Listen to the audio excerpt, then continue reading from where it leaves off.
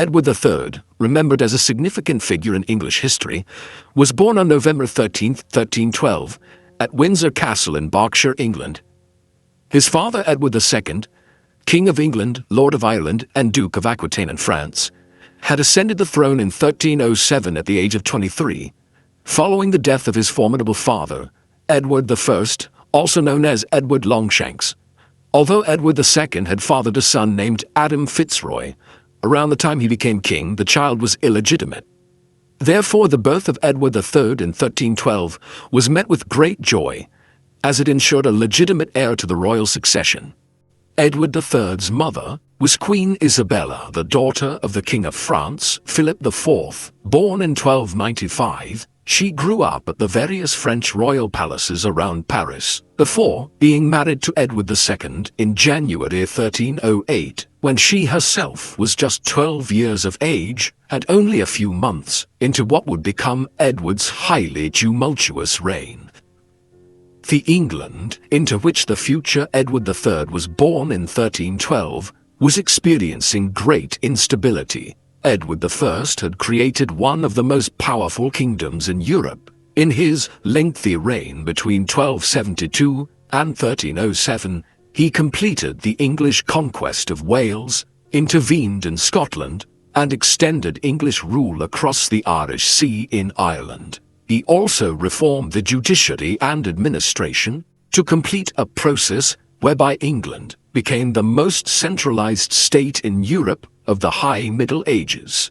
However, the formation of this highly centralized and expanded English state under Edward Longshanks presented a major problem following his death in 1307. His son, Edward II, was a weak ruler, one who placed enormous power in the hands of a series of favored individuals throughout his 20-year reign, a practice which created great resentment amongst the English lords and political community. The first of these favorites, Piers Gaveston, had established a close relationship with Edward in around 1300 when they were both still teenagers. It is still widely debated whether or not the relationship was sexual in nature, but upon Edward's accession in 1307, Gaveston was granted immense powers. He was eventually made first Earl of Cornwall and granted many offices. However, his behavior highly offended the nobility, and the king was forced to temporarily exile him to Ireland, where he served as the royal viceroy,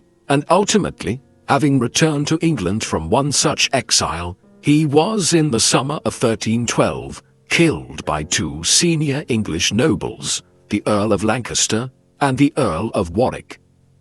This happened just months before the future Edward III's birth at Windsor Castle, but the years ahead did not see any improvement in the circumstances of Edward II's rule. In the course of the 1310s, the king began displaying a similar partiality to that which he previously showed to Gaveston towards Hugh Despenser, the son and namesake of the Earl of Winchester. As the Despenser family rose in power in the years ahead, the English nobility's opposition to Edward II's rule increased ever further. Additionally, Edward I's gains in Scotland were overthrown in 1314, when the English were heavily defeated by a Scottish army led by Robert the Bruce at the Battle of Bannockburn. As if all this were not bad enough, a famine gripped England in the mid-1310s. Thus, the England the future Edward III was living in during his infancy was experiencing great unrest,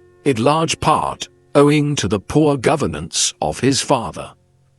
Surprisingly little is known about his upbringing, but young Edward would have been totally oblivious to the state of the country at the time he was a young man. Somewhat curiously, he was never made Prince of Wales, as nearly all direct heirs to the throne of England since the late 13th century have been. Instead, he bore the honorific title throughout his youth of Earl of Chester. A separate household, independent from that of the king and queen, was established for Edward, and it was this which he was raised in. Edward was also joined by several siblings in his youth. His brother John was born in August 1316, followed by two sisters, Eleanor and Joan, in 1318 and 1321. Edward may have been partially educated by Richard Berry, a distinguished scholar of 14th century England, but in any event, his education and upbringing would have centered more on the outward physical world, rather than the mental world of books. He learned to read and write English and French, but he was only ever possessed of a rudimentary ability to write Latin. He may also have learned some Flemish and German, but if the evidence of Edward's later life is anything to go by, his primary concerns in his youth would have been horsemanship and skill in arms. This, after all, was the High Middle Ages, when a king's ability to lead his people in war was of more consequence than his knowledge of the minutiae of government administration. As he neared his 10th year, the political situation in England reached breaking point. In 1321, a civil war broke out in England, triggered in large part by the king's ongoing support and lavish favor bestowed on the Despencer family and their allies. This revolt was led by Thomas, Earl of Lancaster, a first cousin of the king's, and one of those who had brought down Piers Gaveston in 1312. Although the king successfully snuffed out this rebellion the following year in 1322 and Lancaster was executed that March, the tensions did not end there. Hugh Despencer was now ascendant within England, but he increasingly had a new enemy in the Queen herself. Isabella had always resented her husband's favourites, but she had not clashed with Gaveston, but with Despencer. In the 1320s it was different. The Queen could not see eye to eye with her husband's favourite, and as the months went by, this increasingly drove her against her husband, and soon a showdown would occur. Ultimately, it was events in France which brought the political instability which had characterized Edward II's entire reign to a conclusion. The kings of England had held possessions in France since the time of the Norman conquest of England in 1066. England's conqueror at that time was William, Duke of Normandy, ruler of a large stretch of northern France. The 2 centuries that followed saw this continental empire increase to include further regions in the southwest of the country, including the Duchy of Aquitaine, and then decline, such that Normandy and other lands were lost. By the early 14th century, the kings of England held only the Duchy of Aquitaine in France. This was a personal possession of the English Plantagenet monarchs, rather than a constituent part of the English kingdom. Moreover, because the duchy was a constituent part of the French kingdom, Edward II theoretically owed fealty to the King of France, and, until his death in 1314, this was Isabella's father, Philip IV. But thereafter, a series of brief reigns followed, finally stabilizing in January 1322, with the accession of Charles IV, Isabella's brother. It was this familial tie between the new French king and the English queen which provided the first stirrings of Edward II's downfall in the mid-1320s. Shortly after Charles's accession in France, in 1323, a dispute arose in Aquitaine, which saw an official of the French king hanged by the seneschal of the duchy, Edward II's senior representative there. In response, Charles IV invaded the duchy, an action which now led to Hugh Despencer to have Isabella arrested in England as a French alien in the country. Back in France, Charles IV responded to news of his sister's imprisonment in her adopted home by sending an emissary to Edward II in England, recommending that Isabella should be sent to France as his ambassador to undertake peace negotiations. It was an unorthodox arrangement, but one which the English king consented to. Isabella left for France in March 1325. This was the beginning of the end for Edward II.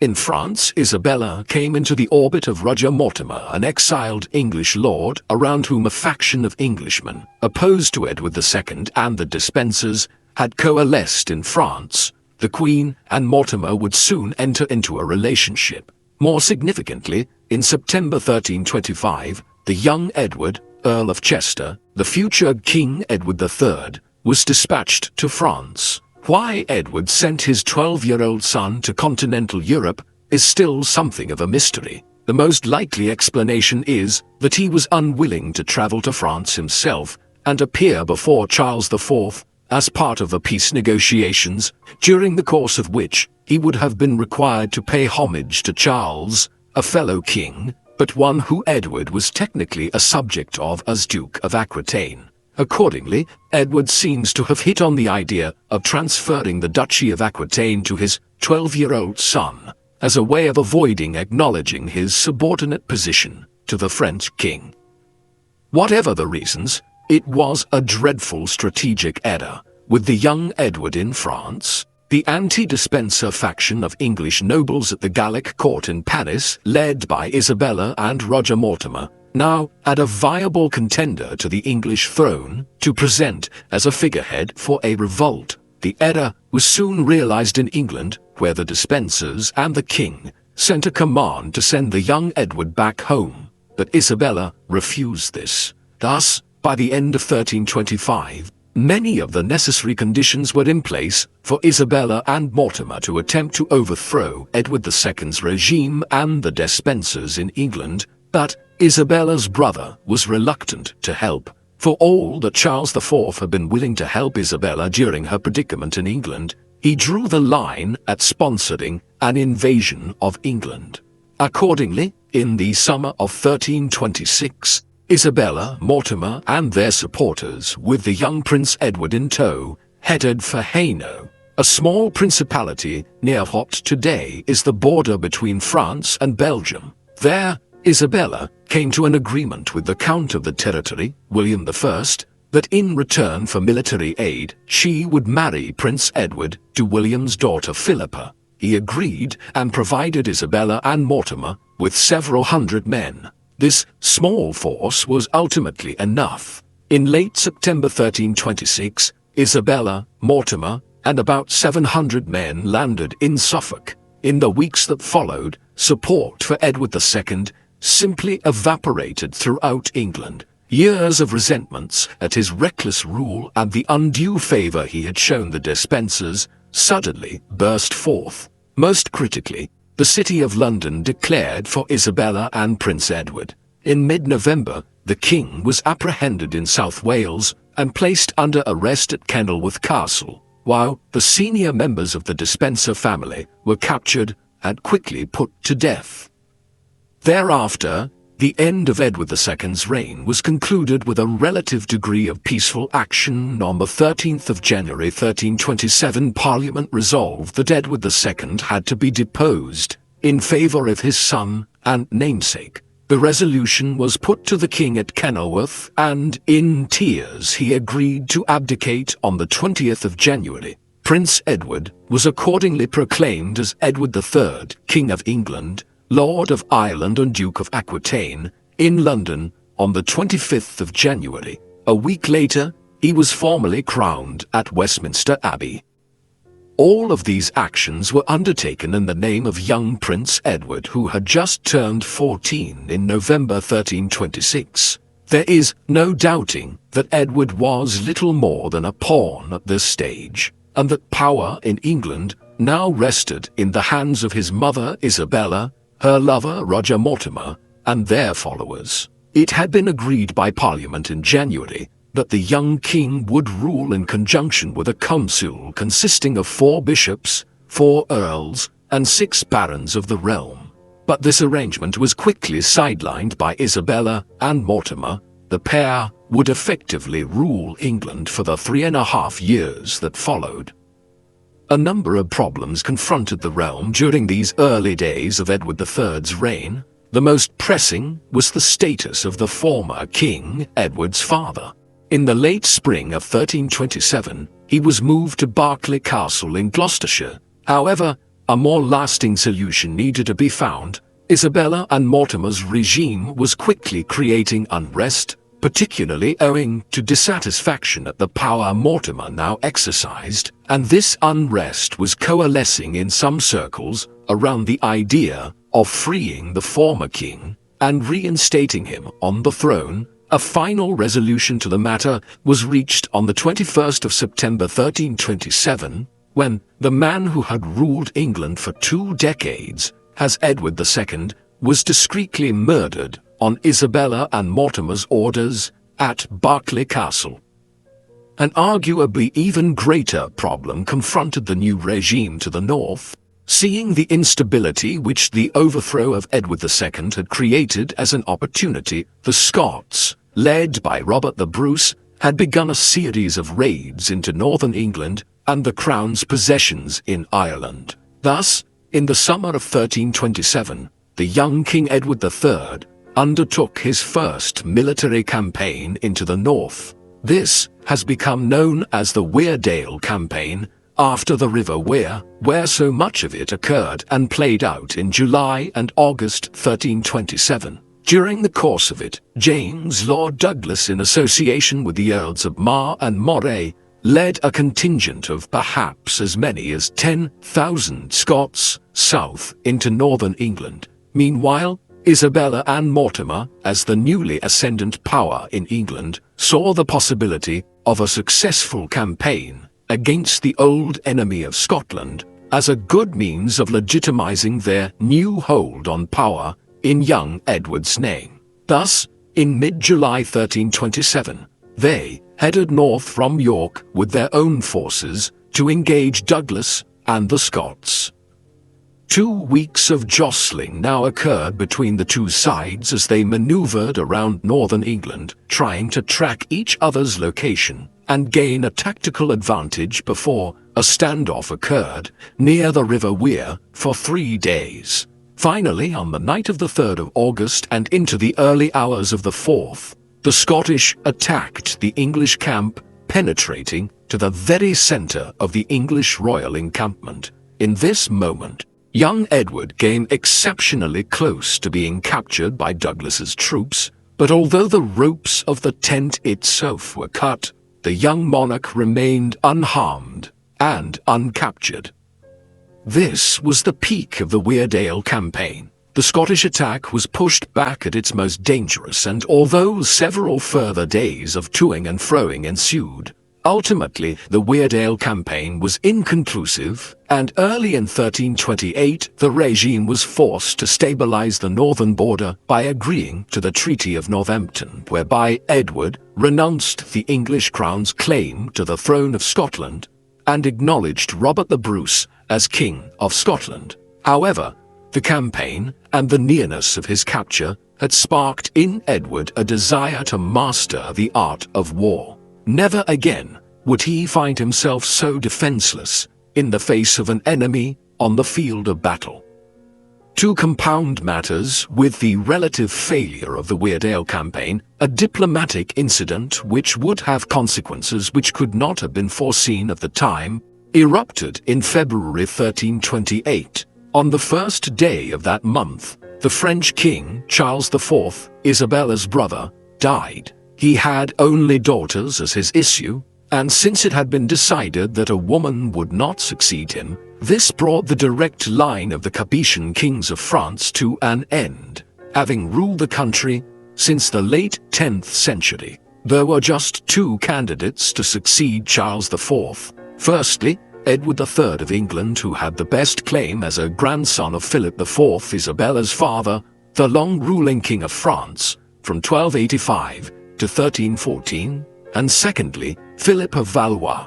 However, Edward's claim was never given real consideration in France, where the thought of a foreign monarch ruling France jointly with England was not considered tolerable by the French nobility. Consequently, the claim of Philip of Valois, a direct descendant of Philip III of France, who had ruled between 1270 and 1285, was favored. He was formally proclaimed as King of France on the 1st of April, 1328, and crowned at Reims Cathedral as Philip VI on the 29th of May. It is important to remember when assessing the events which followed that Edward did have the better claim to the French throne through his mother. Moreover, as a king himself already, he regarded Philip as a social inferior, one who was merely a count. This sense of his own divine right to rule and superior claim would instill in Edward a great desire to emerge victorious from the coming conflict. In the interim between Philip's accession and his coronation at the end of May, a deputation arrived in Paris sent by Isabella and Mortimer to protest at Edward's exclusion from the succession. However, despite their remonstrations, the French would have none of it. Eventually, after months of objections, Edward, by now 16 years of age, traveled to France in the spring of 1329 and paid homage at Amiens Cathedral to Philip VI as his subject as Duke of Aquitaine. On the surface, this was an end to the matter, but the dispute over the succession would prove much more extensive than the apparent show of acceptance in 1329 suggested.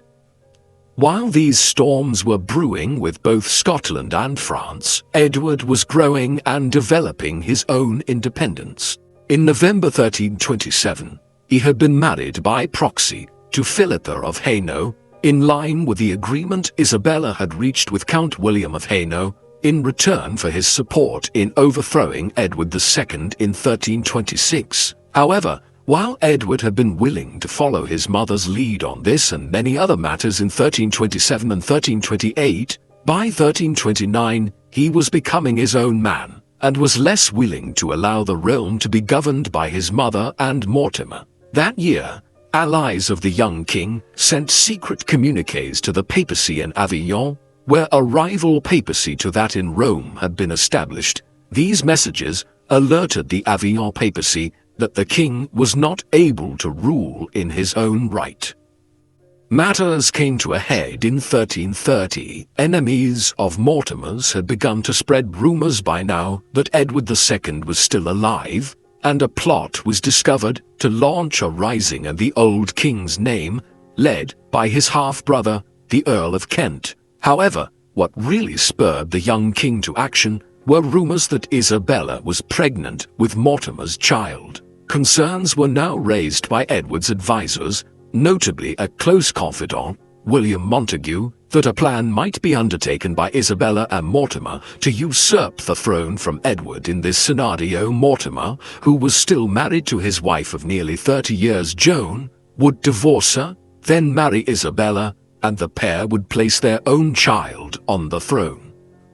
After a confrontation at Nottingham Castle in mid-October 1330, Edward elected to act. On the night of the 19th of October, the young king, still a few weeks shy of his 18th birthday, along with Montague and a dozen or so other companions, burst into Isabella and Mortimer's apartments at Nottingham. A scuffle ensued, in which a number of their attendants were killed before the king had his mother and her lover arrested. A parliament was summoned in the days that followed, and an announcement made to the political nation that henceforth Edward would rule in person. Mortimer was dispatched to London, where he was accused and convicted without trial of various high crimes and misdemeanors. On the 29th of November 1330, he was the first individual to ever be executed at Tyburn, the site of a great many political executions in England in the centuries that followed.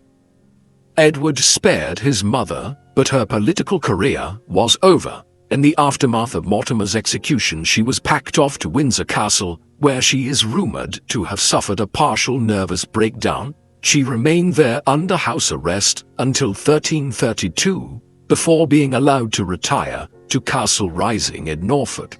Here, she led an expensive but largely sedentary life for a quarter of a century. Her family retained contact with her, and occasionally there were even talks of her traveling to France, but Edward evidently balked at allowing this to a mother who had favored Mortimer over her own son in the first years of his reign. She became increasingly pious later in life and became a nun of the Order of St. Clare. Shortly before her death, on the 22nd of August, 1358.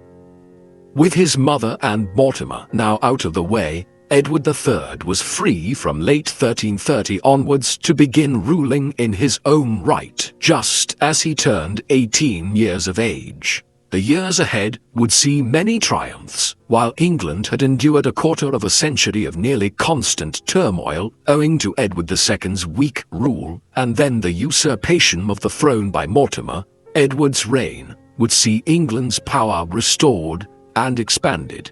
Under his leadership, the country would ascend to a height unparalleled at any other time in the medieval period. This expansion of English power began in Scotland in the aftermath of the Treaty of Northampton, agreed early in 1328 between King Robert of Scotland and Mortimer and Isabella on Edward's behalf. Robert had agreed to accept the territorial claims of several English border lords to lands in southern Scotland, notably Henry Percy and Henry Beaumont. However, little was done to actually convey ownership of the lands in question to these lords of northern England by Robert, nor was that state of affairs remedied by the minority government which ruled Scotland from 1329 onwards, following Robert's death and the accession of his young son, David II.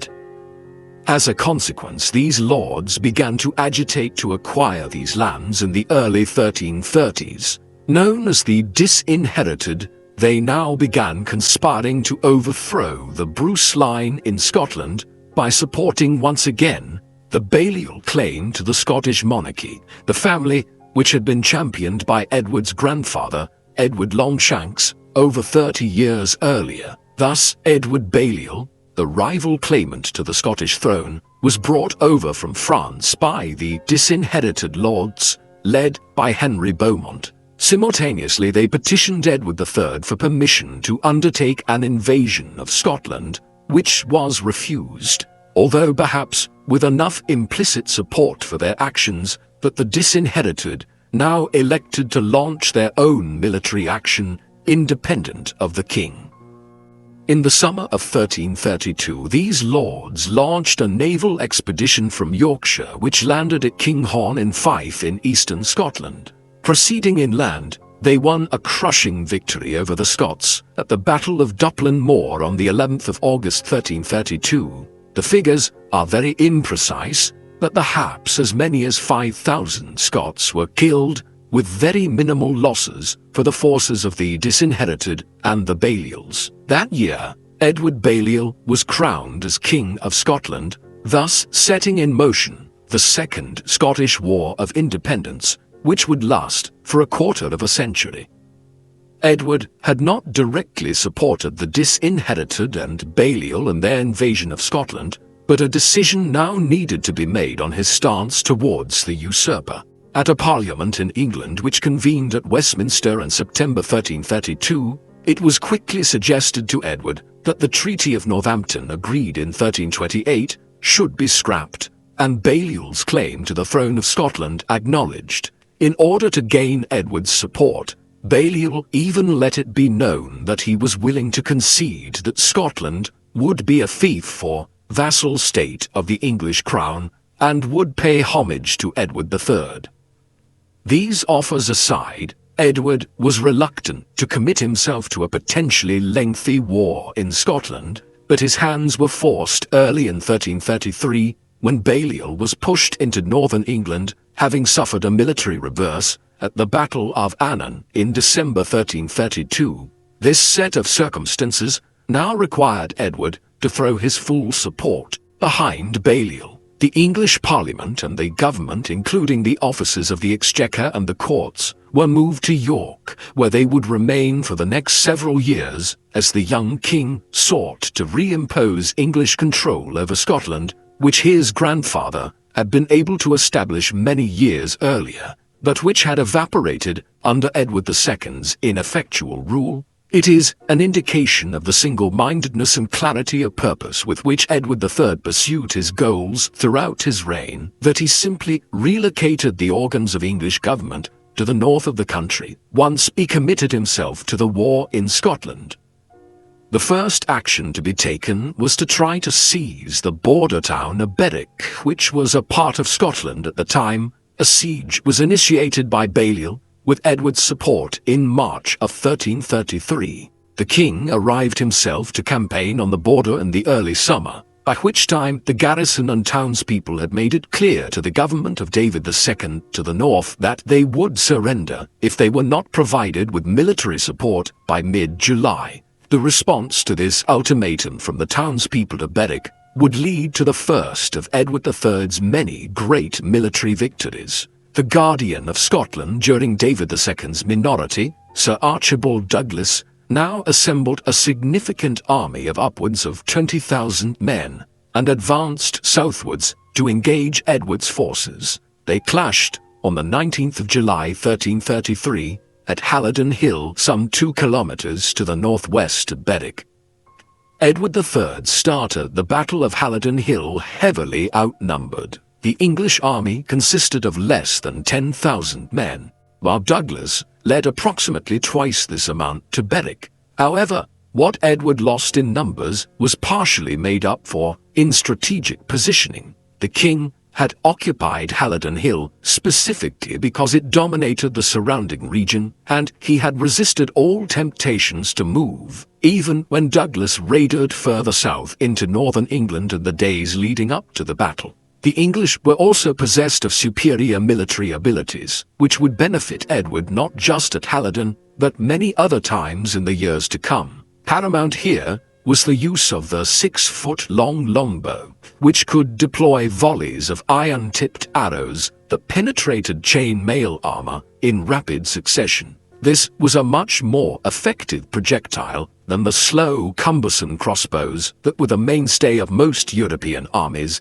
in the early 14th century. The widespread use of the longbow was just one component of the military revolution which Edward III was responsible for in the mid-14th century. The battle at Halidon Hill commenced at about midday. Although numerically superior, the Scots were required to advance up Halidon Hill, where Edward's armies occupied the high ground. It would have been advisable for Douglas to have never tried to engage Edward while he maintained the high ground. But, with the ultimatum given by Berwick to the Scottish government about to expire the next day, Douglas had little option but to try to relieve the town before it surrendered to the English besiegers. The result was an utter rout. The English longbow was used to devastating effect to decimate the Scottish armies as they attempted to advance up the hillside. Eventually, the Scottish forces broke, and the English, led by Edward, advanced downwards themselves, chasing the fleeing Scots towards the sea. By the end of the day, thousands of Scottish troops were dead, perhaps as many as half of Douglas's army of 20,000, while Douglas himself and 5 Scottish earls lost their lives during the battle. Halidon Hill was an immense triumph for Edward, one of the most substantial victories ever won by an English force against the Scots. It also began developing Edward's reputation throughout Europe as a very formidable military commander. Moreover, English arms were now in the ascendant, where previously English armies had been regarded on the continent as distinctly inferior to their counterparts in France and elsewhere.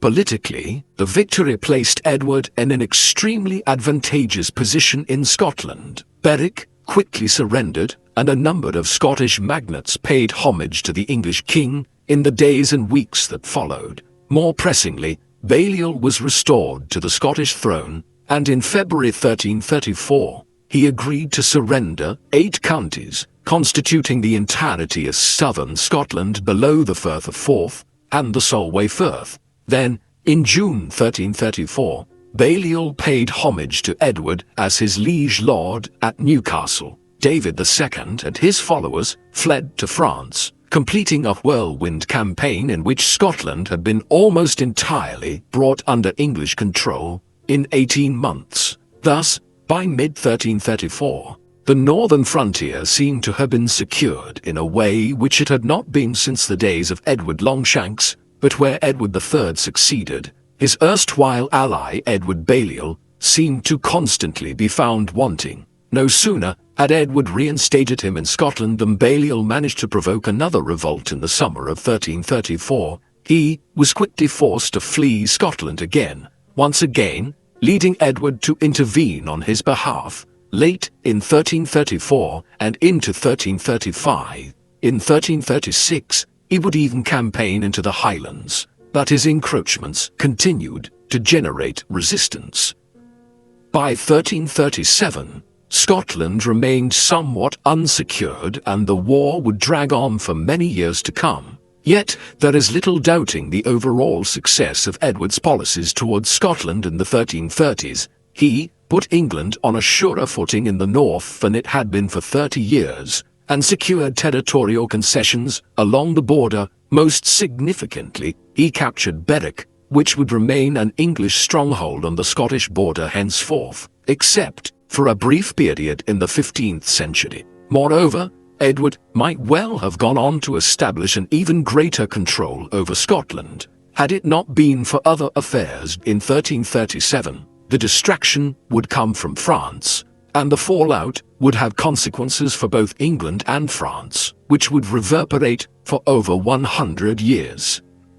The causes of what has come to be known as the 100 Years' War lay in the earlier death of Charles IV in 1328 and the end of the Capetian dynasty in France. As we have seen, Charles's death led to the accession of Philip of the House of Valois as Philip VI of France in the spring of 1328. In reality, Edward had a better claim to the throne of France, but the French nobility had quickly elected to support Philip's accession, being unwilling to have an English foreigner rule them.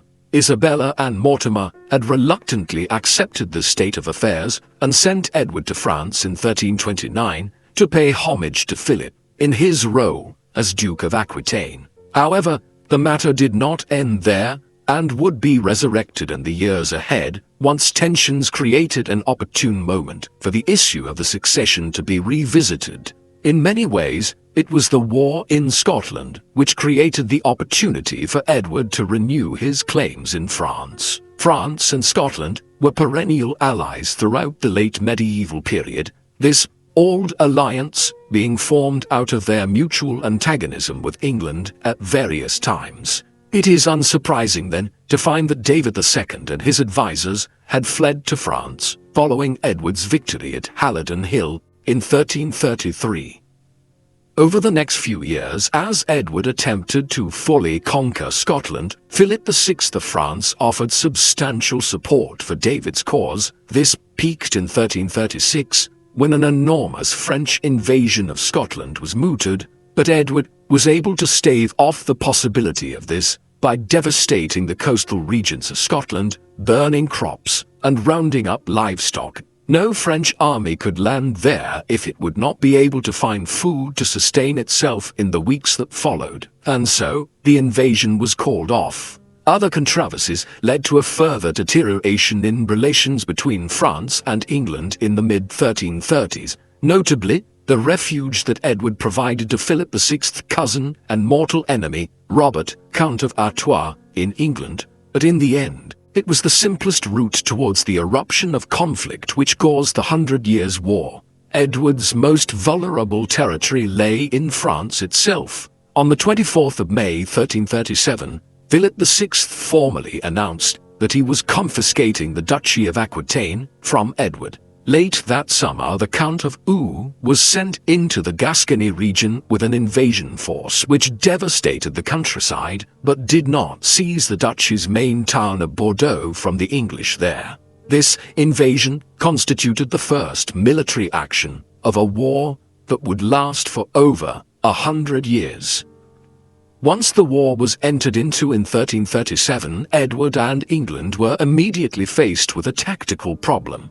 Aquitaine was located in the southwest of France and was relatively difficult to supply from England. As a result, Edward's strategy from the very inception of the war was to strike back at the French by attacking Philip VI's possessions directly across the English Channel in northern France, and to use territorial gains here as a means of pressuring the French monarch into ceasing his attacks on Aquitaine. Yet there were problems with his methods too. As he had done in Scotland recently, Edward would try to attempt to burn and pillage the countryside of France as a means of forcing the French to the negotiating table and gaining a strategic advantage. But his approach may have been more counterproductive than anything else. This type of scorched earth policy could often have the direct opposite result, instead instilling a hatred of Edward and his armies amongst the common people of the regions they were brutalizing. As such, it did not serve to win over these areas, but actually made them more solidly loyal to the French in the long run. Even this strategy, though, had its drawbacks, principally in terms of the logistics of transporting an army to northern France. By the mid-14th century, the English merchant fleet was substantial, but the ships of the time were small, and it would prove highly difficult to transport an army of the size Edward would need to gain military victories in northern France. This was the problem which Edward faced in 1337, upon the outbreak of war with France. The solution which presented itself mirrored a strategy which Edward's grandfather Edward I had employed in the 1290s. He looked for support amongst the many princes and rulers of the Low Countries and in Germany. Hence, in the summer of 1337, the young king, still just 24 years of age, dispatched the Bishop of Lincoln, Henry Burghersh, and his close ally, William Montague, recently ennobled as the Earl of Salisbury, to Europe. Alliances were quickly negotiated in the weeks that followed, with Hainaut, Gelders, and Brabant in the Low Countries, and most significantly with Louis, Duke of Bavaria, the current Holy Roman Emperor. Overall, Burghersh and Montague were able to acquire commitments from these rulers to provide approximately 7,000 troops to aid Edward in France, as well as shipping and other logistical support to bring the 10,000 men which Edward intended to bring across to France himself, meaning that a force of nearly 20,000 men would be brought into the field in northern France. Yet these alliances came at a cost. Louis and the other princes had been promised substantial financial subventions from England to pay for the mobilization of their armies. These amounted to £124,000 alone by the end of 1337, a very considerable sum for its time, which amounted to several times Edward's annual income. Therefore, Edward was forced to borrow heavily from the merchant banking families of Italy in the opening stages of the war to pay for the alliance he had created. New taxes were also introduced in England, and Parliament was persuaded to vote Edward an extensive subsidy or one-off payment.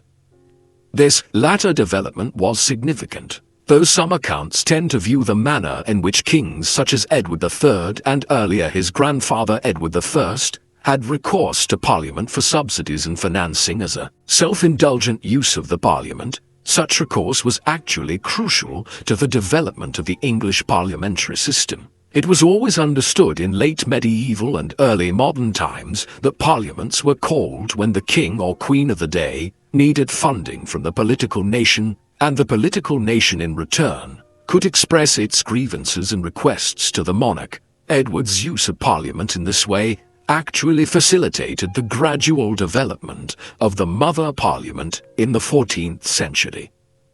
Eventually, Edward set sail with his armies from England on the 16th of July 1338 and passed Antwerp in the days that followed with nearly 5,000 men. A meeting followed on the 5th of September at Koblenz on the River Rhine in Germany between Edward and Louis of Bavaria, at which the Holy Roman Emperor appointed the English king as Vicar General of the Empire, a significant title which theoretically put the military resources of the entire empire at Edward's disposal. With this title in place, and his armies largely assembled in the Low Countries, Edward was finally in a position to take the field in northern France in the spring of 1339. However, this first year of active military campaigning brought with it some frustration, as Philip VI refused to engage Edward in direct combat. An engagement at La Capelle in northeastern France in October was the closest they came to meeting on the field of battle, and this proved a largely abortive clash. Perhaps it was owing to his frustrations at this first year of military campaigning that Edward now made the momentous decision to resurrect his claim to the French throne. Up until early 1340, his stated reason for being in France was to defend his possessions in Aquitaine. But this changed in January 1340. The decision may have been due to a new ally of Edward's, Jacob van Artevelde, a native of Ghent, who had become the predominant political figure in the towns of Flanders, in what is now modern-day Belgium. Van Artevelde threw Flanders' support behind Edward in 1339 and persuaded the English monarch to resurrect his claims to the French throne, a right which Edward formally expressed on the 26th of January 1340 when he first began using the title and arms of the kings of France. Edward's decision to claim the French throne was perhaps his most famous and enduring act. In a lifetime characterized by innovations and achievements, the monarchs of England would claim the French throne down to 1802. More immediately, it gave England reason to involve itself on the continent in ways which would allow the English state to retain a foothold in France until the middle of the 16th century. Having claimed the French throne at the outset of 1340, the focus of the war shifted that year to the naval campaign in the English Channel. Philip VI had been building up an impressive fleet in the early stages of the war, which, with contingents provided from his ally the Kingdom of Castile in Spain, amounted to just over 200 ships by the summer of 1340. The English fleet was being quickly added to, and by the time a decisive engagement was fought in 1340, it had been brought to approximately 150 ships.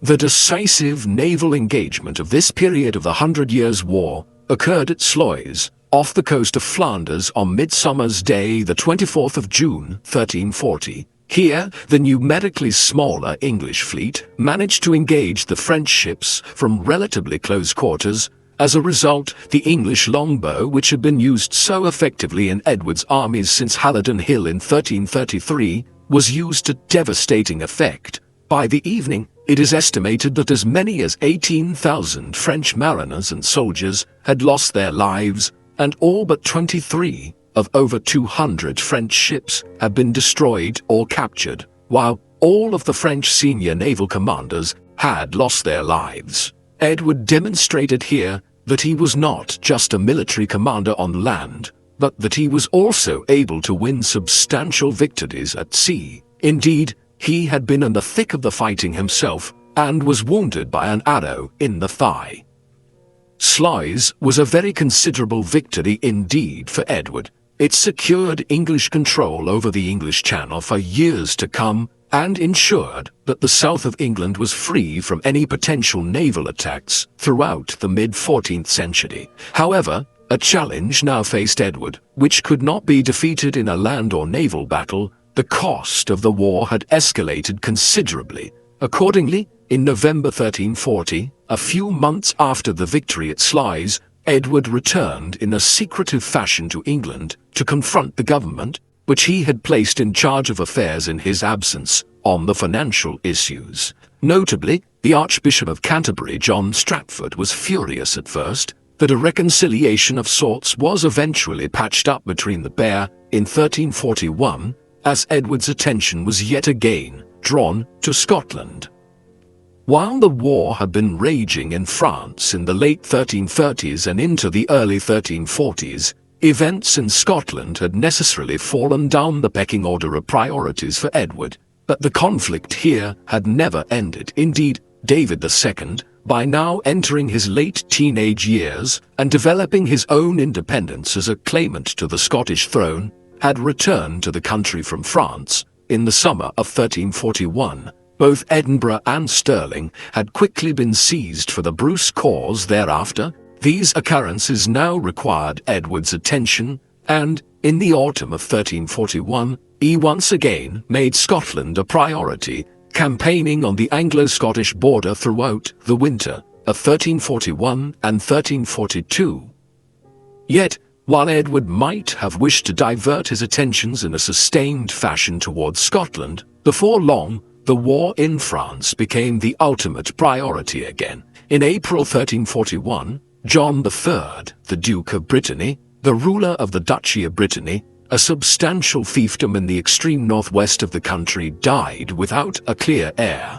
The succession dispute, which now arose, presented an opportunity for Edward to test whether his claim to the title of the Crown of France had any weight in France. To do so, Edward supported the claim of John de Montfort, a relative of the recently deceased Duke, through his niece, while King Philip VI of France was supporting the claim of Charles, Count of Blois, to succeed to the duchy. Thus began what is known as the War of the Breton Succession, a major component part of the wider 100 Years' War, and one which would drag on in its own right for the ensuing quarter of a century. In the immediate sense, the war in Brittany offered Edward a good opportunity to continue to challenge Philip's authority in France, one which he exploited expertly in the years ahead. The War of the Breton Succession continued apace into the mid-1340s, and it was this localized conflict which was the pretext for Edward to begin preparing a major new invasion force in England in 1345. It would be the following year before it finally left for France. But when it did, the campaign of 1346 would produce some of the most significant engagements of the entire 100 Years' War, and some of Edward's most famous military victories. The exact goals and purpose of the 1346 expedition to France were kept largely secret while it was being prepared in England early in the year, and indeed, it is still not clear if there was a specific strategy in mind from the beginning, or if the approach was eventually decided upon and developed in response to events in France. Whatever the overall plan had been, we know what actually occurred. Edward's army, consisting of between 12,000 and 15,000 men, landed on the Cotentin Peninsula in Normandy on the 12th of July 1346. His goal was to undertake an extensive chevauchée, or military raid, across French territory, a strategic approach which Edward became particularly fond of in France, and which formed another central plank of the military revolution which Edward implemented amongst the English armed forces in the mid-14th century. The campaign was enormously successful in the weeks that followed. The first major strategic victory came on the 26th of July, when the town of Caen, in Normandy, was seized by Edward. A sack of the city lasted 5 days thereafter, before Edward's forces headed west, the route to Paris now lying open. As substantial as the sacking of Caen had been, though, the main military success of Edward's 1346 campaign occurred a month later, as the English king advanced on Paris. Philip VI was furiously gathering his forces to protect the French capital, and, by mid-August, the French monarch had gathered together an army consisting of well in excess of 20,000 men, which heavily outnumbered Edward's forces, which numbered approximately 12,000 men by the late summer. Meanwhile, Edward had skirted Paris and turned north towards Flanders, where he hoped to combine with some of his erstwhile allies from the Low Countries. Thus, when the two monarchs finally clashed on the 26th of August 1346, it was far to the north of Paris, near Calais, just outside the town of Crécy and Poitiers.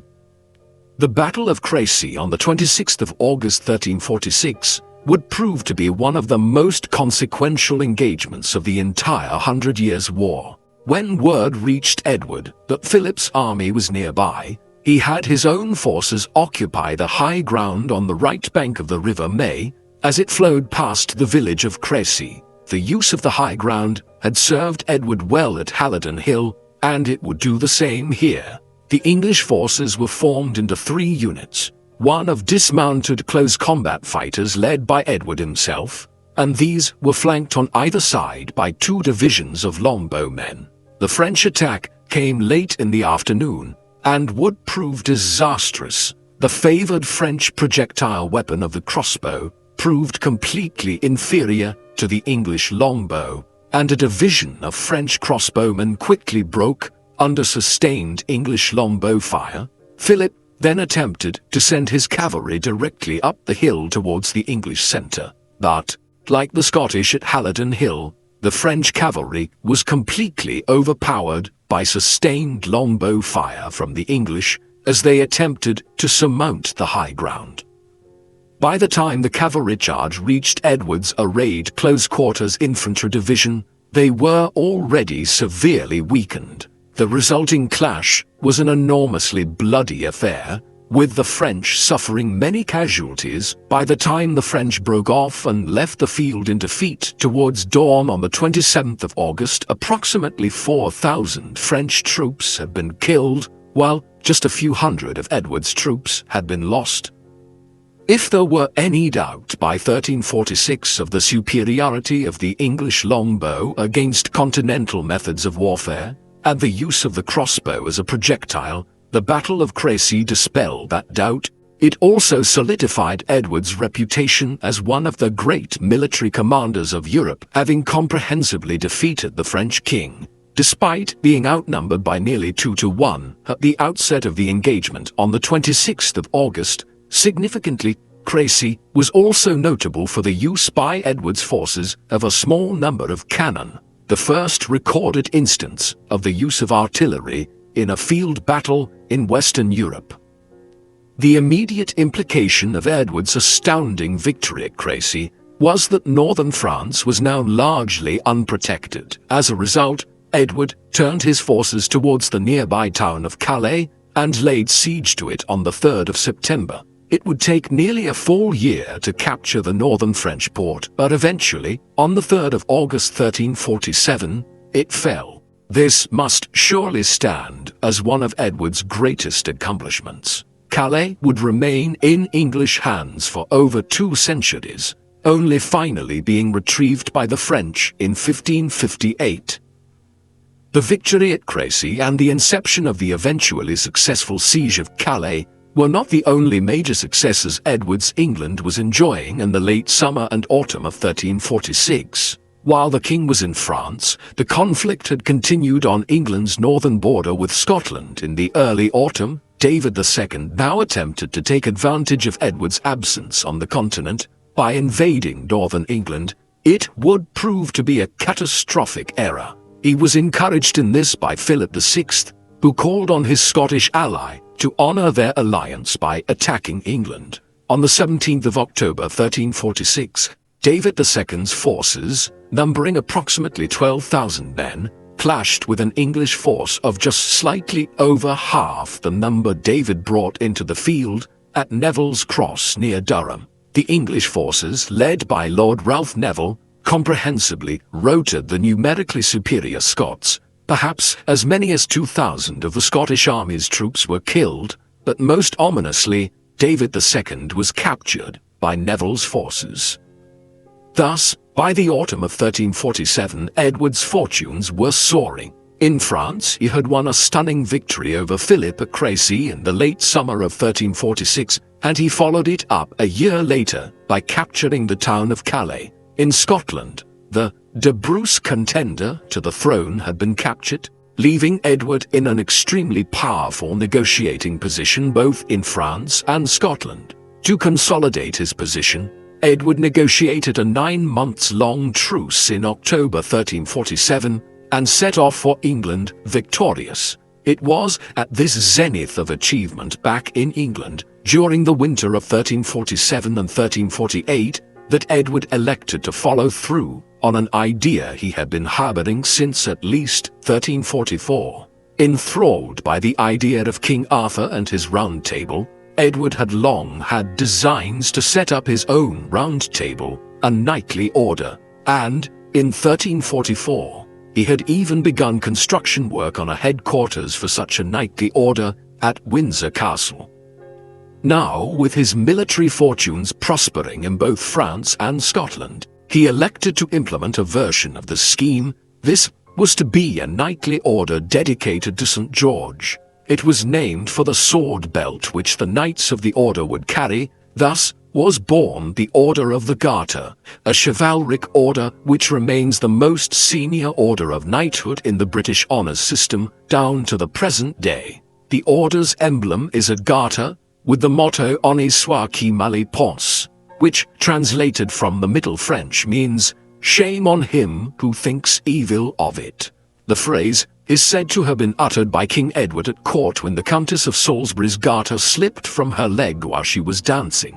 The king uttered the words as a rebuke to some courtiers who were laughing at the incident, and so his words became emblematic of chivalrous honor. However, the story is most likely spurious, and there is no actual written account of this version of events until the 1460s, over a century after the founding of the order. At the time of its foundation, the Order of the Garter consisted of Edward himself and 25 knights. Many of those who were amongst the founder knights are unsurprising. For instance, Edward's eldest son and namesake Edward, known as the Black Prince, was one of the first knights, as was Henry, Earl of Lancaster, and several of the most senior nobles of the realm and supporters of Edward's cause, such as Thomas de Beauchamp, 11th Earl of Warwick, Jean de Grailly, Ralph Stafford, 1st Earl of Stafford, William Montague, 2nd Earl of Salisbury, John de Lisle, 2nd Baron Lisle, Bartholomew Burghersh, 2nd Baron Burghersh, John de Beauchamp, 1st Baron Beauchamp, John de Mohun, 2nd Baron Mohun, Thomas Holland, 1st Earl of Kent, and John Grey, 1st Baron Grey. But there were one or two surprising figures among the first knights of the Garter. In particular, the inclusion of Roger Mortimer, 2nd Earl of March, seems a curious pick. This was the grandson of none other than the attempted usurper of Edward's royal authority in the late 1320s, Roger Mortimer, who was executed at Tyburn in 1330. This younger Mortimer had been rehabilitated in the early 1340s, in part owing to his friendship with the Black Prince. Rounding out the list of the first members of the Order of the Garter, Sir Hugh Courtenay, Sir Richard Fitzsimon, Sir Miles Stapleton, Sir Thomas Wale, Sir Hugh Wriothesley, Sir Nell Loring, Sir John Chandos, Sir James Audley, Sir Otto Holland, Sir Henry Eame, Sir Sanchez d'Abricquois, and Sir Walter Pavely. Many of these individuals had accompanied Edward in his campaign to France in 1346, and it seems relatively clear that the order was created in 1348 in part as a means of memorializing the great victories Edward had won at Crécy and Calais. In tandem with the establishment of the Order of the Garter, Edward began a vast reconstruction of Windsor Castle. Conscious of the propaganda value of an imposing royal residence, Edward oversaw the most significant expansion of the primary royal residence of the High Middle Ages, eventually expending £50,000 on the new complex, the most expensive building project undertaken by any English monarch during the medieval period.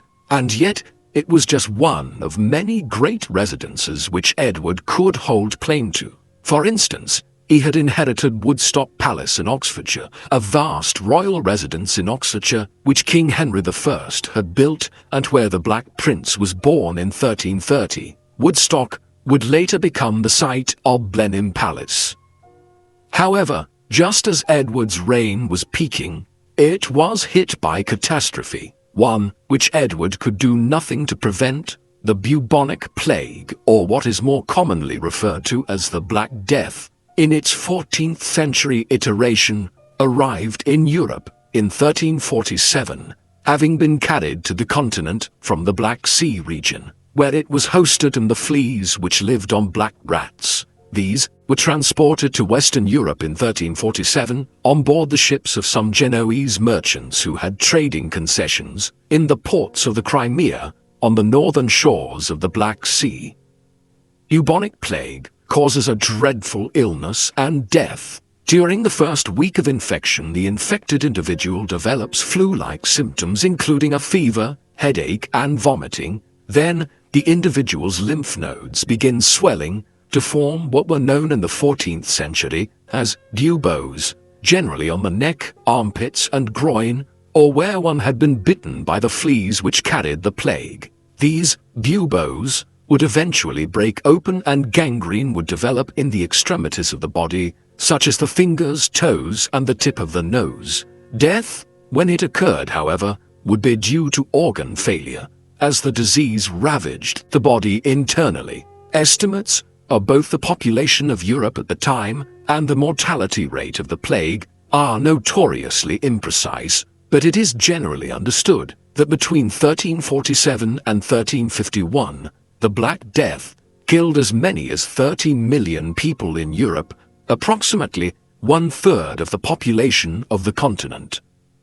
The plague arrived in England in the late summer of 1348, and the first recorded cases in London occurred in October. Edward was wholly aware of how fatal it could prove, as his 14-year-old daughter Joan had succumbed to the disease in Bordeaux in France, right around the time that the disease first appeared in England in the summer of 1348. As a consequence, like many other English monarchs after him, Edward left London and spent much of the months that followed in less densely populated areas where this catastrophic plague was circulating less aggressively. This was effectively a form of medieval quarantine. The Black Death caused enormous difficulties in England, not just in terms of the sheer scale of the mortality and suffering inflicted by it, but also in terms of the social and economic disruption the pandemic unleashed. A parliament which had been planned for 1349 was abandoned, the courts were adjourned for months. Meanwhile, mass graves were dug to bury the dead, and the country began implementing quarantine and sanitation measures as best it could for a medieval state. Though such measures seem relatively simple by contemporary standards, recent events of the 21st century have highlighted how critical simply quarantining and removing of the still diseased bodies of the dead are to solving any pandemic, and Edward's government was efficient in doing so after the initial onslaught of 1348. The most pressing issue in the aftermath of the first calamitous wave of the disease was the issue of labor shortages. With the population of the continent drastically reduced, a lack of manpower would bedevil the European economy for decades to come. However, this crisis was offset in England through one of Edward's most subtle but significant achievements. In the summer of 1349, a preliminary ordinance regulating labor was issued by the king, and this was followed up on in 1351 with the Statute of Labourers. Through this, the labor market was regulated by fixing wages at their pre-plague level, ensuring that the English economy could continue to function, even with a drastic labor shortage in the 1350s. Although it may lack the fanfare of Edward's military victories, the passage of the Statute of Labourers was a highly significant aspect of the reign of Edward III. It stabilized the English labour market in the period of chaos which ensued from the Black Death, and through it, England was the only country in Europe which was able to implement effective labour controls in the 1350s. There is some debate as to efficacy though, and historians have also pointed to the fact that the statute did create social tensions and unrest as well amongst workers who felt they were being shortchanged in a labour market which was advantageous to them in the aftermath of the plague. Moreover, enforcement of the Statute of Labourers on the local level in England was largely entrusted into the hands of the Justices of the Peace, judicial officers who enforced the laws on the county level. These officers already existed prior to the emergency created by the Black Death, but the 1350s saw them gain greater authority and significance as local officers of the Crown. Hence, Edward not only oversaw the stabilization of the labour market in the aftermath of the Black Death through the Statute of Labourers, but the method by which this was done saw the office of the Justice of the Peace begin to emerge in its modern form. The Justices of the Peace would occupy an important position in English local government for centuries to come, and the office was exported to many other countries between the 16th and 19th centuries. Further domestic reforms were implemented by Edward in the 1350s to better respond to the crisis brought on by the Black Death. The most noteworthy was surely a considerable reform of the English coinage, which was initiated in 1351. Gold coins were introduced, and a new silver coin called the groat also entered circulation. Edward was no administrator with a penchant for the minutiae of government reforms such as were being carried out in the early 1350s, but his strength in this respect lay in his ability to pick individuals who were well suited to overseeing his domestic policies and delegating authority to them. Paramount here were officials such as John Thoresby and William Sharesholme, who oversaw the implementation of measures such as the recoinage in the middle years of the century. The reform of England's finances was especially necessary to maintain the perennial war effort. The wars with France and Scotland had not gone away, but the continent-wide emergency created by the Black Death ensured that the truce which Edward had negotiated with Philip VI late in 1347 was largely maintained through the late 1340s. The death of the French king, Edward's long-standing rival, on the 22nd of August 1350 encouraged Edward to begin aggressively pursuing his claims in France again, against Jean II, Philip's son. However, a renewed French alliance with the Kingdom of Castile and Spain, and the presence of a Castilian fleet in the English Channel in the early 1350s, limited Edward's ability to carry out any further invasion of France at this time. In the meantime, the Succession War continued in Brittany as a proxy for the 100 Years' War. As a result of this latter delay, and the fallout across Western Europe from the Black Death, no new major campaign would take place in France until the mid-1350s. When it eventually came in 1355, Edward planned a two-pronged invasion. One directly across the English Channel to northern France beginning in Normandy, with a subsidiary campaign being undertaken to the southwest in Gascony. The latter campaign through Gascony would feature one of Edward's sons in a prominent fashion for the first time. Edward and Queen Philippa had at least 12 children, born at regular intervals between 1330 and the mid-1350s. 9 of these lived beyond infancy, a high ratio for the late medieval period. Of these 9, 5 were sons and 4 were daughters. Edward's heir was his son and namesake Edward, born in 1330, and known as the Black Prince. He would play a significant role in the war in France from the late 1350s onwards, having previously commanded a detachment at Crécy when he was just 16 years of age, and having also been a founding member of the Order of the Garter 2 years later. Indeed, it was the Black Prince who commanded the campaign in Aquitaine in 1355. Of his other issue, Edward's third oldest surviving son, John of Gaunt, so named after the town of Ghent, where he was born in 1340, just 3 months before the Battle of Sluys, was also destined to play a significant role in the 100 Years' War, as well as in England's domestic politics in the last 15 or so years of Edward III's life. The dual expeditions of 1355 did not arrive in France until late in the year. The king himself led this expedition in person across the Channel to Calais in the very later autumn, but news then arrived in France that the Scots had yet again taken advantage of the English engagements on the continent to invade northern England. Accordingly, Edward quickly made his way back across the English Channel, and in January 1356, he led his last military campaign into Scotland, reasserting English control over the border region. As a result of this about-turn in northern France, the Black Prince's campaign to Aquitaine would prove much the more consequential of the 2 English expeditions to France of the mid-1350s. The heir to the throne travelled with roughly 300 ships and several thousand men for southwest France in mid-September 1355, and was at Bordeaux by October. The military campaign season was nearly over by this time, but Edward Jr.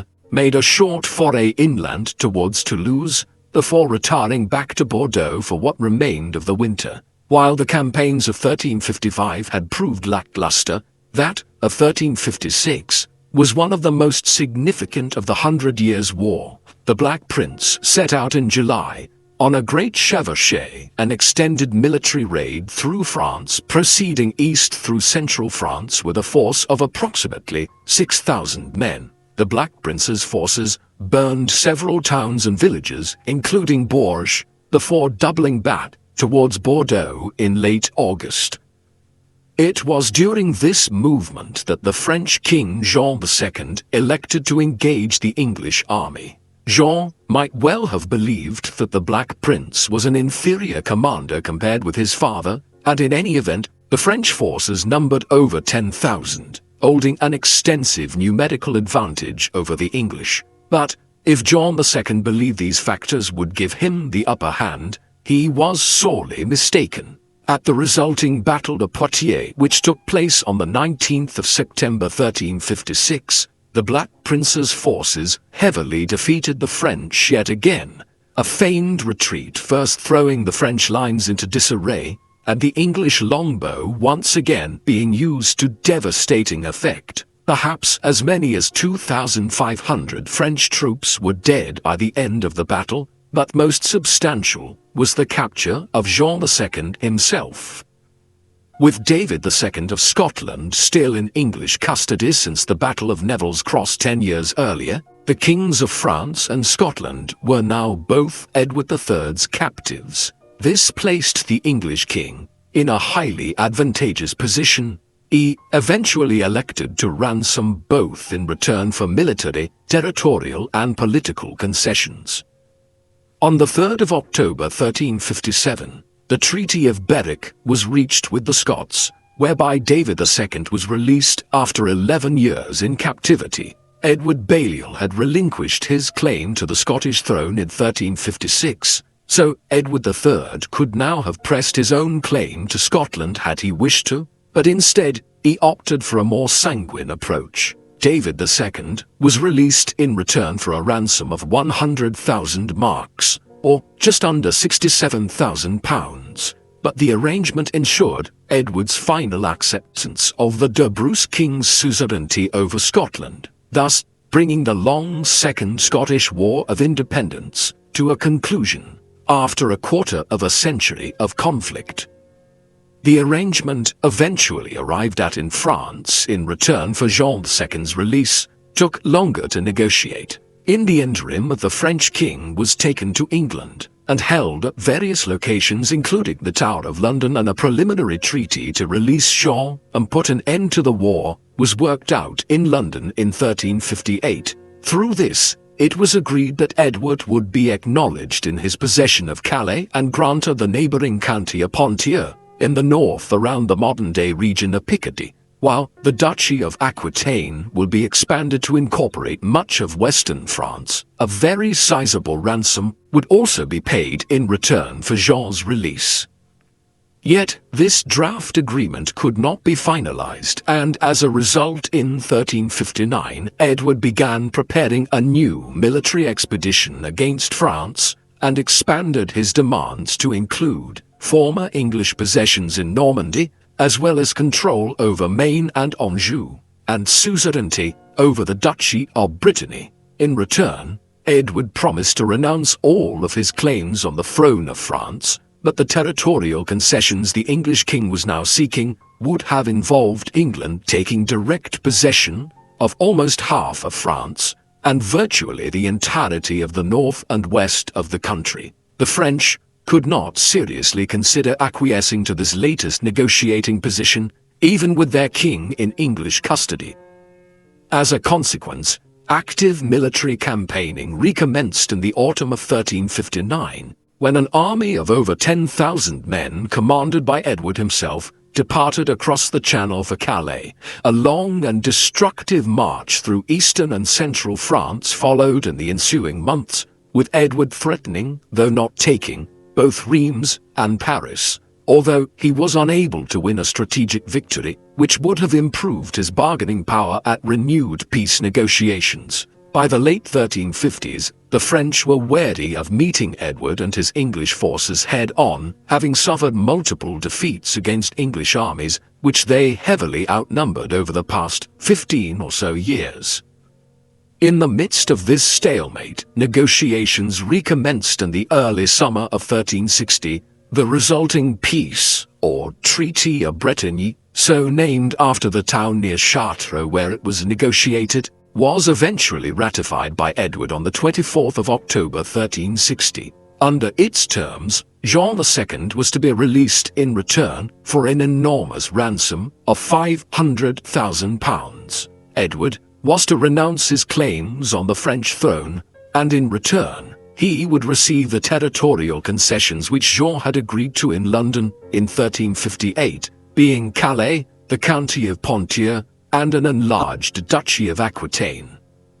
Ultimately, some of the terms of the Treaty of Bretigny would never be ratified. Specifically, Edward was reluctant to relinquish all his claims on the crown of France, and Jean II was reticent about removing all claims he had to suzerainty over the Duchy of Aquitaine. Yet, the treaty was agreed to, and would hold for nearly a whole decade.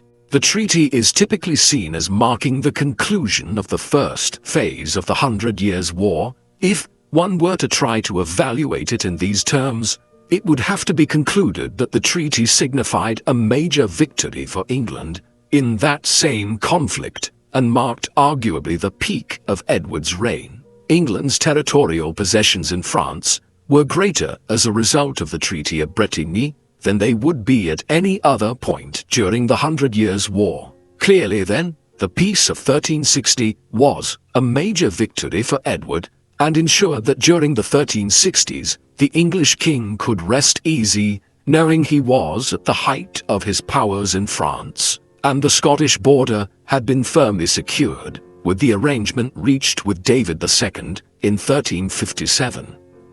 By comparison with the 3 decades which had preceded it, the 1360s were a comparatively tranquil period of Edward's reign. The Peace of Bretigny would last for nearly the whole of the 1360s, and, as a consequence, England enjoyed the first period of sustained peace of Edward III's long reign. Given the entirely advantageous footing the country was on by the time the first stage of the 100 Years' War ended in 1360, this was hardly an undesirable situation. On the domestic front, there were a number of important developments during these years. For example, in 1362, with the assent of Parliament, Edward set about reforming the wool staple, the mechanism whereby wool was exported out of England. The goal now was to set up a new staple at Calais for the export of wool to the continent, through a single continental port.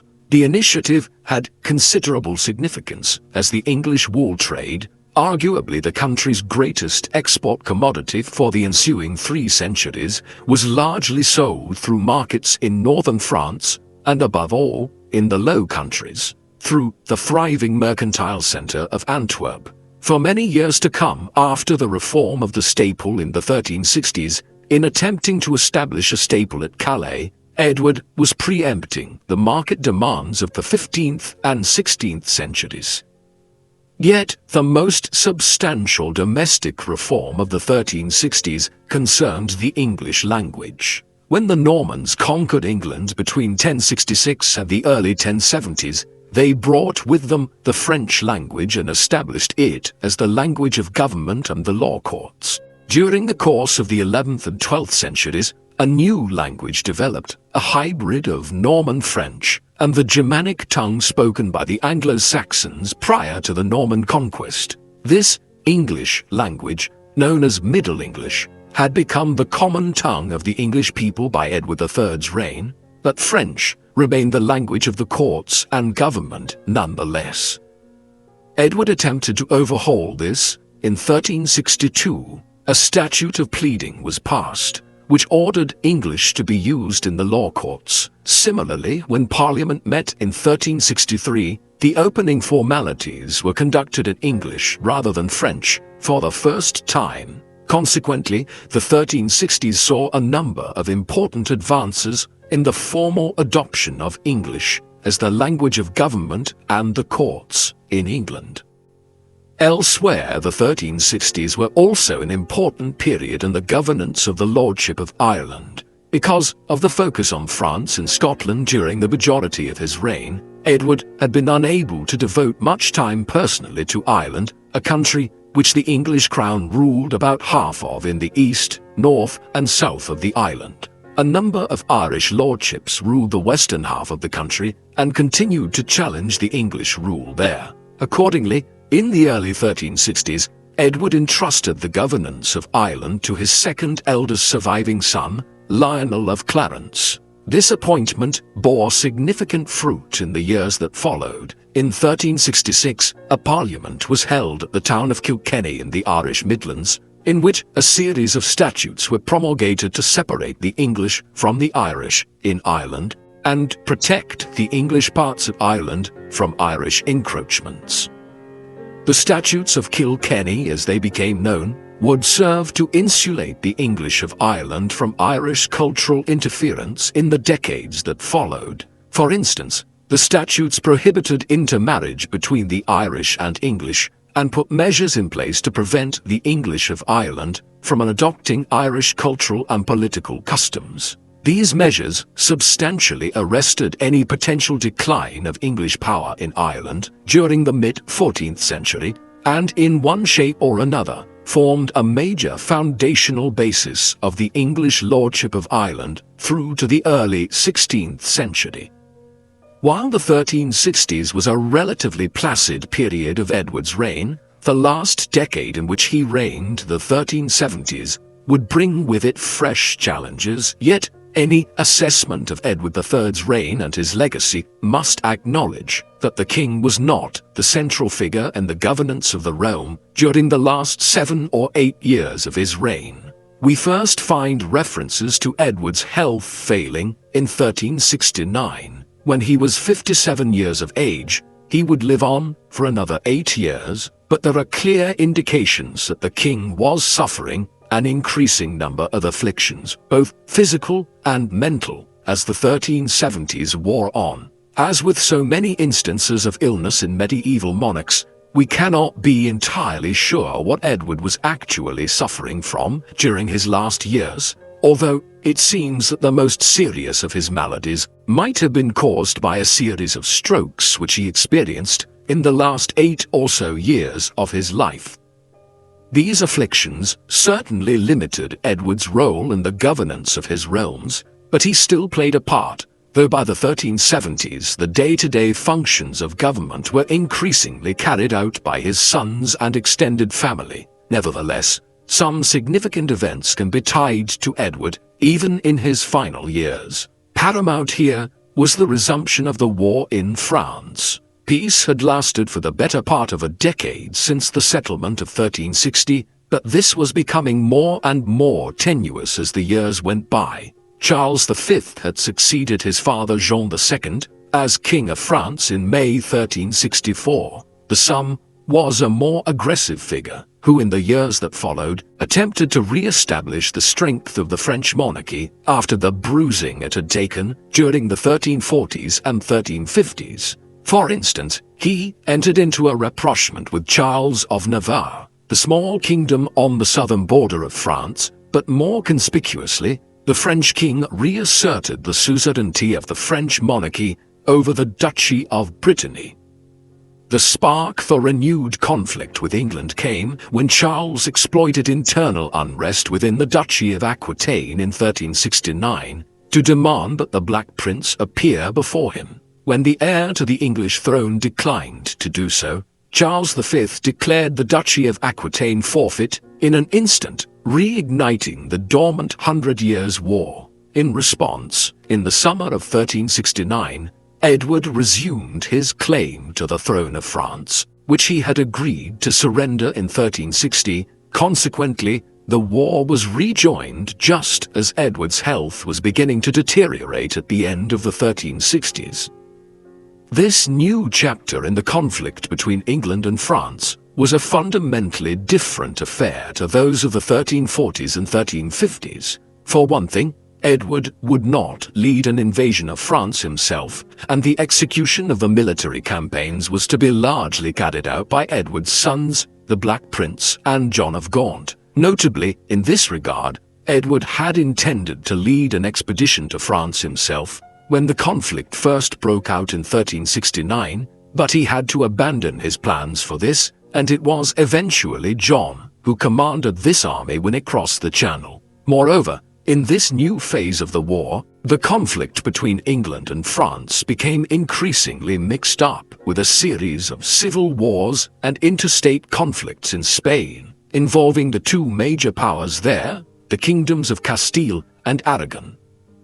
It is perhaps a reflection on how much the victories of the 1340s and 1350s had been dependent on the dynamic leadership and brilliant generalship of Edward III, that, in this latest phase of the war, England floundered without the old king's direct involvement. Much of the Duchy of Aquitaine was overrun in the early 1370s, in part because the Castilians, with whom the French had allied, managed to defeat the English at sea off La Rochelle in southwestern France in June 1372. This defeat limited the degree to which English territories on the continent could be resupplied from England. A major campaign was undertaken in 1373 in an attempt to overturn the defeats which English arms had suffered between 1369 and 1372. This great chevauchée or raid was led by John of Gaunt and proceeded from Calais south through eastern France and then west to Bordeaux. Although it left much destruction in its wake, it was a strategic failure and failed in its main goal of reimposing English authority in Brittany. As a result, by the mid-1370s, without Edward's leadership to draw upon, the English position in France was much depleted and was largely confined to Calais and the north, and the coastal regions of Gascony, including the town of Bordeaux.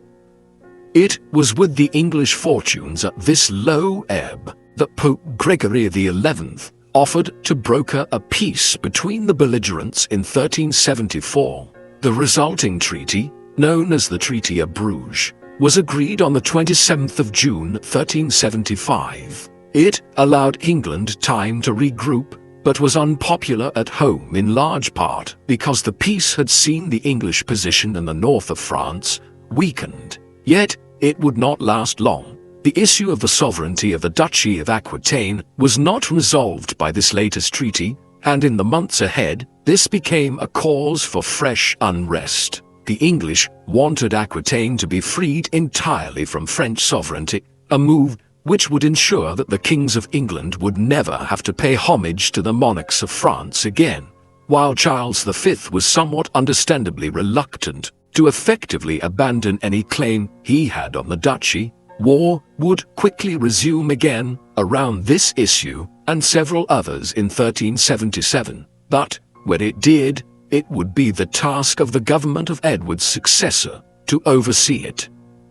While the last years of Edward's reign saw some reverses in France, on the home front a number of domestic crises were navigated with admirable skill. These largely concerned the issue of financing a fresh period of war on the continent, and in 1371 and again in 1373, parliaments were called in order to obtain a loan and subsidy from the lords and gentry of England.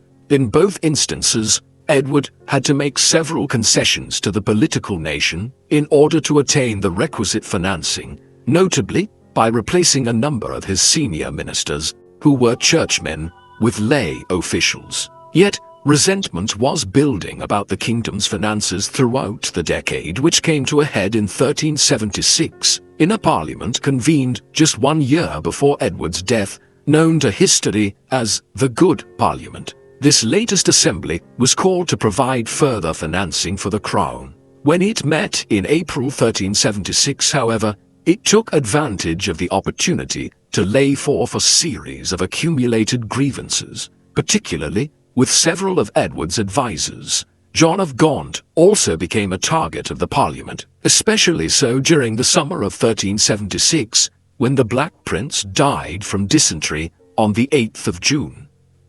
A relatively amicable series of solutions were eventually worked out, whereby the councillors who had offended the political nation were dismissed and some further reforms implemented. Consequently, the end of Edward's life saw the English Parliament functioning as a means of redress for the English political community in a manner which would break down in later times. That this was avoided, and with it England spared any form of revolt during Edward's long reign, is a testament to the stability of his reign on the domestic front, despite the regular strains of financing extended wars in France and Scotland. However, that stability was fracturing. It would have been apparent to the assembled parliamentarians and nobles in London in 1376 that the king's health was deteriorating sharply. At the age of 64 and after nearly half a century on the English throne, in late September he became seriously ill from a large abscess. Days later, he was making some final amendments to his will in preparation for his impending death, but it did not come. Rather, the old monarch rallied in the weeks that followed.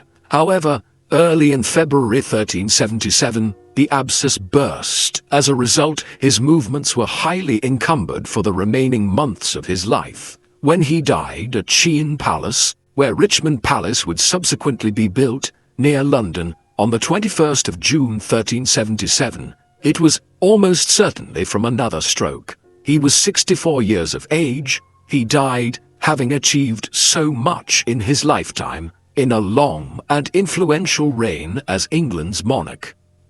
The most significant chronicler of Edward's reign and the first half of the 100 Years' War, Jean Froissart, wrote sturdily of Edward's death and funeral in his chronicles, an event Froissart lived through himself. On the 21st of June 1377, the gallant and noble King Edward III departed this life, to the deep distress of the whole realm of England, for he had been a good king for them. His like had not been seen since the days of King Arthur, who once had also been King of England, which, in his time, was called Great Britain. King Edward was embalmed and placed with great pomp and reverence on a bier borne by 24 knights, dressed in black, his 3 sons, and the Duke of Brittany, and the Earl of March, walking behind him, and carried thus, at a slow march through the city of London, the face uncovered, to witness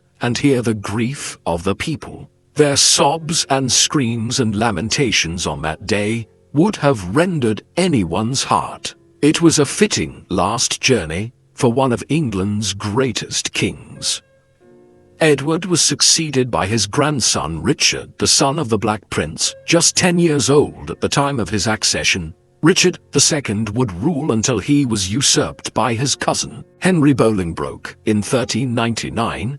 Richard's reign would be characterized by military reverses and mass social unrest within England, the most significant being the Peasants' Revolt of 1381. His reliance, like his great-grandfather Edward II, on a cohort of favorites, aroused widespread discontent throughout the Plantagenet realms and foreshadowed the Wars of the Roses of the 15th century. Consequently, Edward III's reign appears all the more remarkable in retrospect for having been an oasis of stability in the midst of the chaos that otherwise characterized England's politics throughout the 14th and 15th centuries.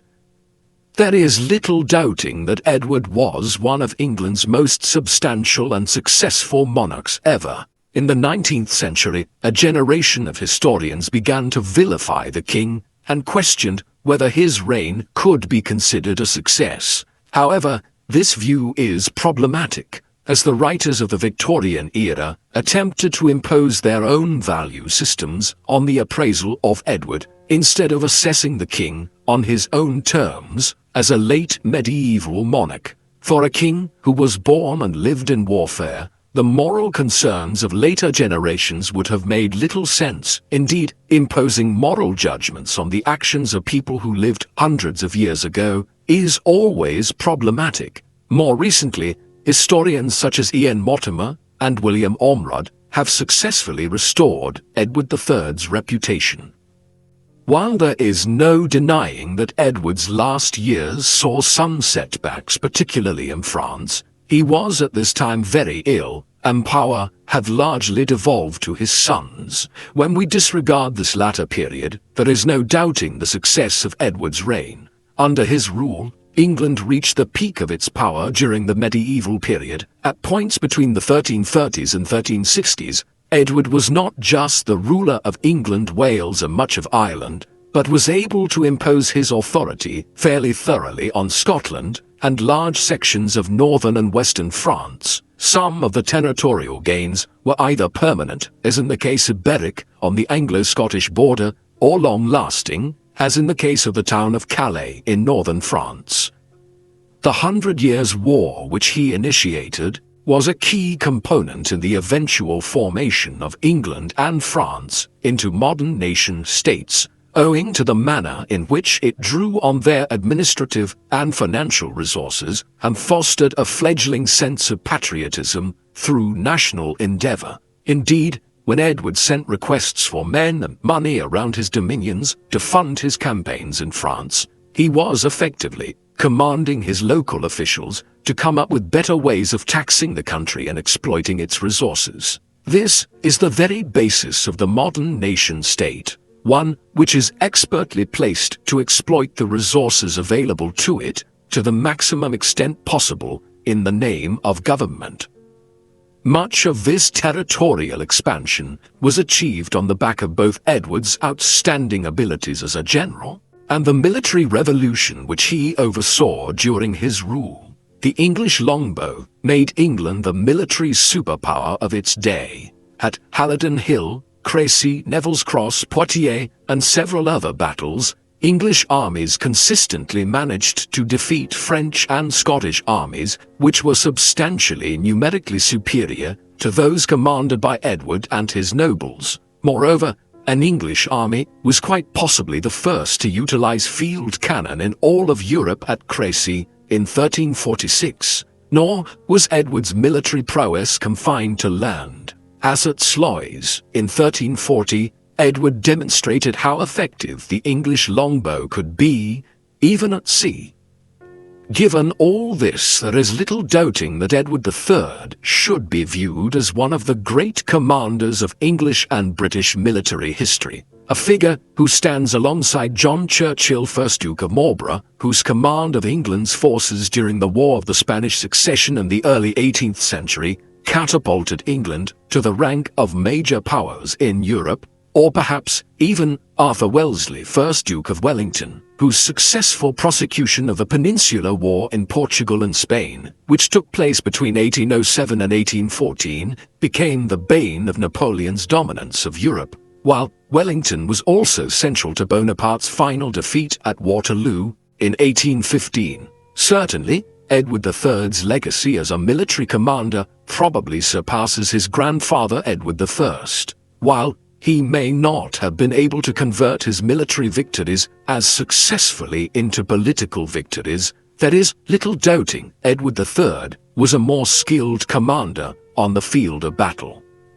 Edward's legacy should not just be measured through assessing his prowess on the battlefield. In the late 1340s, he established the Order of the Garter, England's highest chivalric order to this day, and in doing so, contributed to England being considered the most chivalrous kingdom in Western Europe at the height of the Middle Ages. As a further statement to the world of his rule, he also re-edified and expanded Windsor Castle as a symbol of English royal power.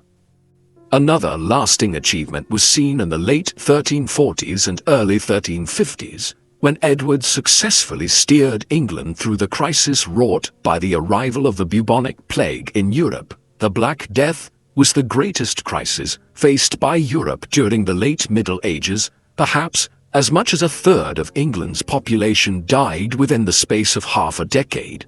But rather than succumbing psychologically to the onslaught of illness and death, which ravaged England in the late 1340s, Edward guided the country through this period by stabilizing the economy through the passage of the Statute of Labourers, moreover in strengthening the office of the Justice of the Peace. In order to effectively implement the statute on the local level in England, Edward's government made a lasting contribution to English local administration, one which was subsequently exported to Ireland, North America, India, and Australia in later centuries.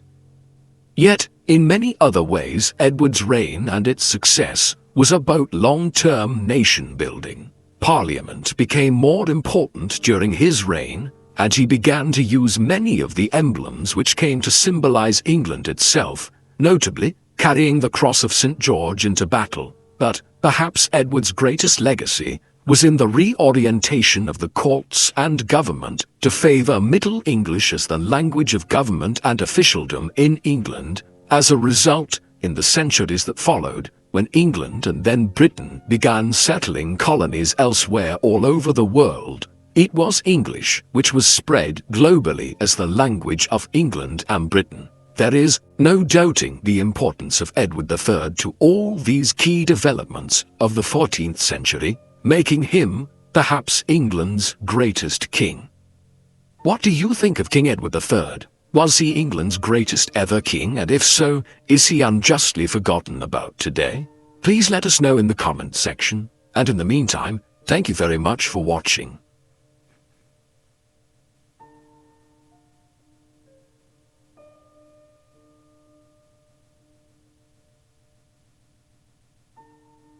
Download Rise of Kingdoms to support the people profiles. Join Rise of Kingdoms Civilization Competition. Final round. We chose Rome, one of the greatest empires of the ancient world. Choose from 12 civilizations, each with their own distinctive generals and soldiers. Build your own civilization in this real-time strategy game. Maybe Rome, maybe Byzantium. You can make it an invincible empire, where you will experience realistic battle scenes. Use your unique soldiers, architecture styles, commanders, and your own buffs to reign victorious, making you the most powerful leader in the kingdom. Feeling excited? Join global players in an alliance. You will live together, farming, discussing commanders, destroying your enemies, and participating in battles to make you more powerful among the 100 million global players that you could possibly know. Click the link in the description. Fight for the civilization you support to win awards including iPhone 13s and AirPods.